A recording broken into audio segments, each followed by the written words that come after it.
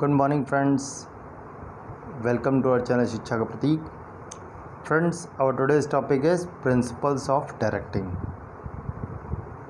जो principles of directing जो है वो कुछ ऐसे प्रिंसिपल्स होते हैं जिनके बिना डायरेक्टिंग का काम करना बहुत चैलेंजिंग होता है।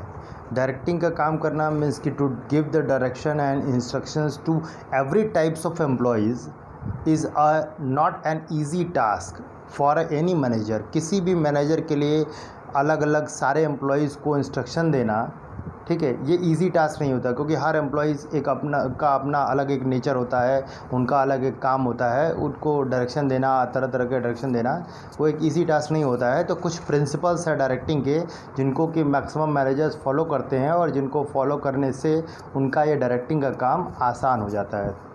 तो आइए देखते हैं कौन कौन से प्रिंसिपल्स हैं।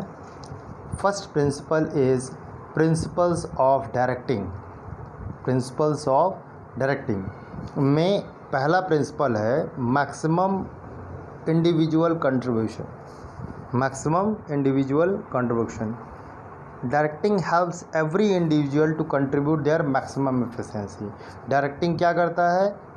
वो हेल्प करता है सारे इंडिविजुअल को कि वो कंट्रीब्यूट करे अपने मैक्सिमम एफिशिएंसी की तरफ। तो ये कैसे होगा?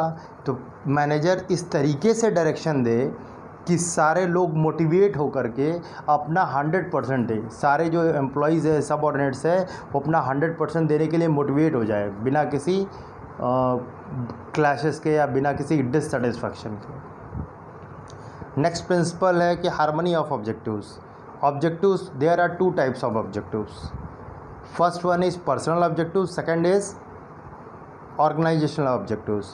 तो पर्सनल ऑब्जेक्टिव्स या एम्प्लॉयज़ ऑब्जेक्टिव्स और ऑर्गेनाइजेशन ऑब्जेक्टिव्स में हमेशा जनरली कॉन्फ्लिक्ट होता है, ठीक, क्योंकि एम्प्लॉयज़ हर वक्त चाहता है कि उससे ज़्यादा सुविधा मिले, ज़्यादा से ज़्यादा पैसा मिले, और ऑर्गेनाइजेशन हर वक्त चाहता है कि कम से कम पैसे में हम ज़्यादा से ज़्यादा काम करा लें। दोनों में हमेशा डिफरेंस होते हैं। अगर आप मालिक हैं, कुछ काम कराना चाहते हैं, तो आप चाहेंगे कि जितना भी पैसा दे उससे ज़्यादा से ज़्यादा हम काम करा लें। पैसा दे रहे हैं, कोई फालतू का तो दे नहीं रहे हैं, सबके दिमाग में ये होता है, ठीक है। आप भी कभी घर पे काम कराते होगे, आपके परिवार में आपने देखा होगा, फैमिली में कोई मज़दूर काम करता है, कोई टेक्नीशियन आता है, तो चाहते हो कम से कम पैसा देना पड़े या ज़्यादा से ज़्यादा काम हो जाए और अच्छा काम हो, ठीक। जो भी एम्प्लॉयज़ रहेगा या टेक्नीशियन रहेगा, कोई भी काम करता है या अपनी सर्विस देता है, तो वो चाहेगा कि उसमें उसको मैक्सिमम पैसे भी मिल जाए और उसका टाइम भी कम लगे। तो जो प्रिंसिपल है ये बताता है कि दोनों ऑब्जेक्टिव्स में हार्मनी होनी चाहिए। एम्प्लॉयज़ को इस तरीके से कन्विंस किया जाना चाहिए कि जो रिवॉर्ड है, जो आपको पैसा मिलेगा, वो और जो आपका वर्क है, दोनों जो है कॉम्प्लीमेंट्री टू ईच अदर है, ठीक। जितना आप वर्क दोगे उतना ही आपको पैसा मिलेगा, और इस बात का आपको कन्विंस करना पड़ेगा एम्प्लॉयज़ को कि उनके वर्क के हिसाब से जो उनको रिवॉर्ड मिल रहा है वो सही है, ठीक। अगर आपको लगता है कि नहीं सही है तो आप उसको सही कीजिए। मैनेजर्स को लगता है कि अगर सही नहीं है तो मैनेजर्स को वो सही करे, वरना ये बताए कि नहीं ये बैलेंस्ड है, इक्वल है। जिस तरीके से इस पिक्चर में दिखाया है कि दो बॉल से दोनों बैलेंस्ड है, ठीक। तो एक तरफ वर्क है, एक तरफ रिवॉर्ड है, दोनों साइड का जो मतलब कि क्वांटिटी होनी चाहिए वो एकदम बैलेंस्ड होनी चाहिए। फॉर एग्जांपल यहाँ पे वही चीज़ दिया हुआ है कि employee expect more salary while organisation expects more efficiency. The gap between these two may be reduce with the help of directing. Next principle है यूनिटी ऑफ कमांड। ये प्रिंसिपल हम लोग 14 प्रिंसिपल्स ऑफ मैनेजमेंट में Henri Fayol के पढ़ चुके हैं। While giving direction to the subordinates, all the superiors must follow this principle of unity of command. Unity of command क्या है कि एक पर्सन एक सबऑर्डिनेट्स को एक समय में एक ही सुपीरियर जो है उसको ऑर्डर दे, या उसका एक ही बॉस, एक ही मैनेजर उसको कमांड दे। अगर ज़्यादा कमांड देंगे या ज़्यादा लोग एक ही पर्सन को कमांड देंगे एक ही समय में, तो या तो वो मिस कन्फ्यूज़न हो जाएगा, डिले करने लगेगा, एक की बात मानेगा दूसरे की बात नहीं मानेगा, ठीक है, और कन्फ्यूज़न क्रिएट होगा। तो ये सब चीज़ें नहीं होनी चाहिए, इसलिए इस प्रिंसिपल को प्रिंसिपल्स ऑफ डायरेक्टिंग में इंक्लूड किया गया है। नेक्स्ट है appropriateness.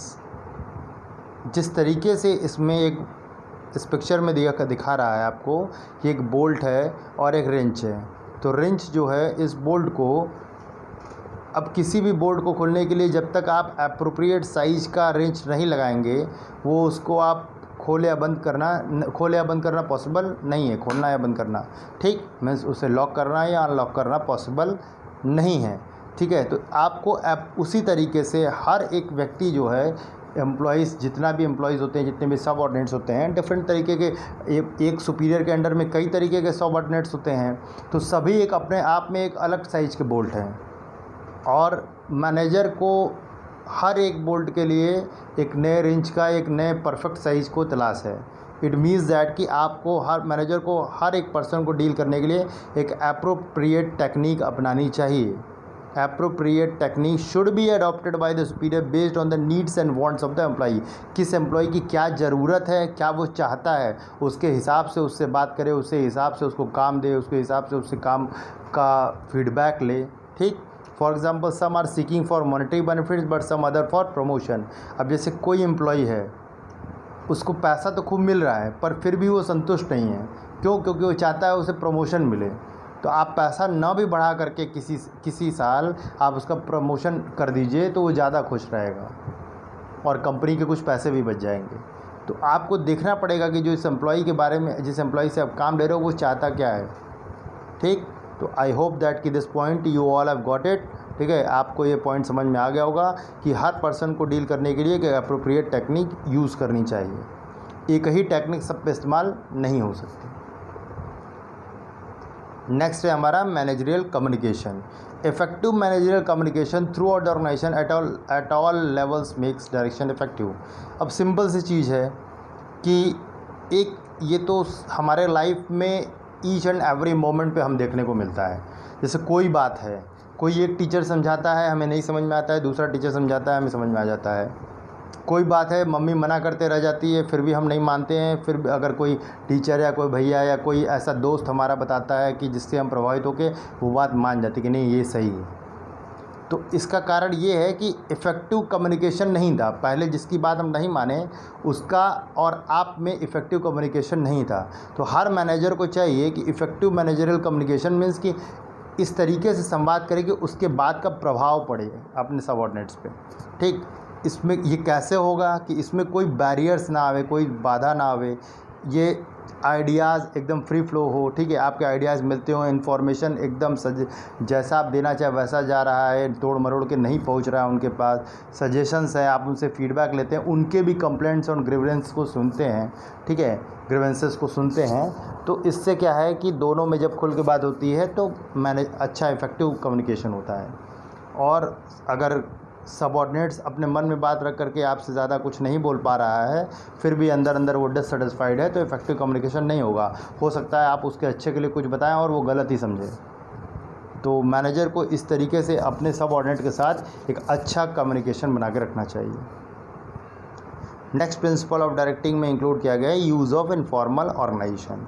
Formal and informal organisation जब पढ़ा रहे थे, हालांकि ये टॉपिक इस साल केवल आप लोगों के लिए बाहर हुआ है, मतलब सिलेबस से बाहर है, लेकिन फिर भी हमने बच्चों को पढ़ाया था, अपने स्टूडेंट्स को बताया था, एक वीडियो बनाया था हमने इस पर भी कि फॉर्मल एंड इनफॉर्मल ऑर्गेनाइजेशन क्या होते हैं। तो फॉर्मल ऑर्गेनाइजेशन वो होता है, थोड़ा सा रिकैप कर लेते हैं हम लोग, कि जो ऑफिशियली कोई चीज़ कोई कमांड के देता है या ऑफिशियली ग्रुप बनते हैं, वो फॉर्मल ऑर्गेनाइजेशन है।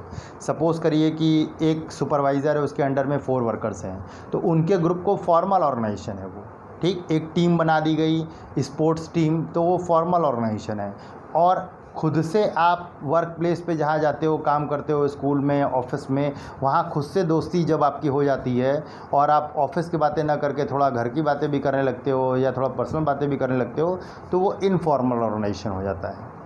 तो मैनेजर्स को जो है इनफॉर्मल ऑर्गेनाइजेशन के थ्रू भी इफ़ेक्टिव डायरेक्टिंग करना चाहिए, ठीक। जैसे कोई एम्प्लॉइज़ है तो थोड़ा सा उससे पर्सनल बातें भी कर लेनी चाहिए, उसका हाल चाल पूछ लेना चाहिए, और उससे थोड़ा इनफॉर्मल ऑर्गेनाइजेशन बना करके उससे इनफॉर्मली भी कुछ बातें करनी चाहिए, कन्विंस करना चाहिए उसको, जिससे वो इफ़ेक्टिव होता है। हमेशा ये it is a psychological thing कि इनफॉर्मल ऑर्गेनाइजेशन जो है तेज़ी से काम करता है, ठीक, और उसमें डिससेटिस्फैक्शन कम होते हैं। तो जैसे इसमें दिखाया है कि फ्रेंडशिप में सभी लोग झूम के बात कर रहे हैं, ठीक है, डांस कर रहा है, तो मतलब फ्रेंडशिप या इनफॉर्मल ऑर्गेनाइजेशन में क्या है कि जो सब ऑर्डिनेट्स है वो रिलैक्स महसूस करते हैं और आपके कमांड को बोर्डम की तरह या मीन्स भार की तरह ना लेकर के एक मोटिवेटेड हो करके अच्छे से काम करते हैं बिना किसी भार को समझे हो। ठीक, तो होप दैट कि आपको इनफॉर्मल ऑर्गेनाइजेशन समझ में आ गया होगा। नहीं तो आप एक टोटल पूरा वीडियो है फॉर्मल इनफॉर्मल ऑर्गेनाइजेशन का, उसको आप लोग देख सकते हैं पीछे जा कर के। नेक्स्ट है हमारा प्रिंसिपल्स ऑफ डायरेक्टिंग में leadership. Manager should exercise effective leadership while directing. ये सिंपल सी बात है कि अगर आप एक मैनेजर अच्छा लीडर रहेगा, अच्छी लीडरशिप करेगा तो ज़्यादा प्रभावशाली रहेगा। केवल कमांड देगा तो सभी लोग समझते हैं, हमेशा एम्प्लॉयज़ को आप लोगों ने बात करते सुना होगा कि बोलना आसान होता है, ऑर्डर देना आसान होता है, करना मुश्किल होता है। तो ये हमेशा तभी बात करते हैं सबऑर्डिनेट्स जबकि उनका बॉस जो है वो केवल, या उनका मैनेजर जो है वो अच्छा लीडर नहीं होता है, वो केवल कमांड देता है। लेकिन लीडरशिप अच्छा वो है जो खुद करके दिखाए, खुद पहले इनिशिएटिव ले ले, बाद में भले ही सारा काम वो अपने सबऑर्डिनेट से कराए। ठीक, लेकिन शुरुआत वो अगर कर देता है, इन्फ्लुएंस कर देता है, प्रभावित कर देता है किसी काम के लिए, तो उसको सभी लोग पॉजिटिवली लेते हैं और बिना किसी डिससेटिस्फैक्शन के एकदम मोटिवेट होकर के अच्छे से लग करके काम करते हैं। तो जो मैनेजर्स होता है, managers always should be a good leader also. Now we will move to the last principle of directing, that is follow up. किसी को कमांड देना ही केवल काफ़ी नहीं होता है, आप उससे फॉलो अप भी लेते रहिए। किसी तरीके से, अलग अलग तरीक़ों से आप ले सकते हैं, formal organisation also, through informal also. Follow up लेना चाहिए कि जो हमारा काम है वो सही से हो रहा है कि नहीं, प्रॉपर प्लानिंग के थ्रू हो रहा है कि नहीं। अगर उसमें कुछ कमी है तो उसको कुछ मॉडिफाई करने की ज़रूरत है तो आप मॉडिफाई कीजिए। Means proper follow up should be there in the organisation to ensure that the instruction are strictly followed. Instruction को स्ट्रिक्टली फॉलो किया जा रहा है कि नहीं, and the work is being performed as expected. जैसा एक्सपेक्ट किया जा रहा था वैसा परफॉर्म हो रहा है कि नहीं। This was the last principle of directing, that is follow up. तो लेट्स समराइज कि हम लोगों ने कौन कौन से प्रिंसिपल्स पढ़े। तो there are 8 principles of directing. First one is maximum individual contribution. सभी को 100% इंडिविजुअली कंट्रीब्यूशन देना पड़ता है। There must be the harmony between the personal objectives and organisational objectives. Third is unity of command, you are well aware for that. Appropriateness. Fifth is managerial communication. ठीक। Sixth is use of informal organization, then leadership, then follow up. So this was the principles of directing. You all just read it, go through it. आप इसका screenshot ले सकते हैं। ठीक, इसको ज़रूर से आप पढ़िए, इसको याद कीजिए। It is an important topic of this chapter. कुछ साइड्स बुक में आपको ये टॉपिक नहीं भी मिलेंगे, इसलिए आप लोग इसे ध्यान से पढ़िए and keep studying. Thank you all.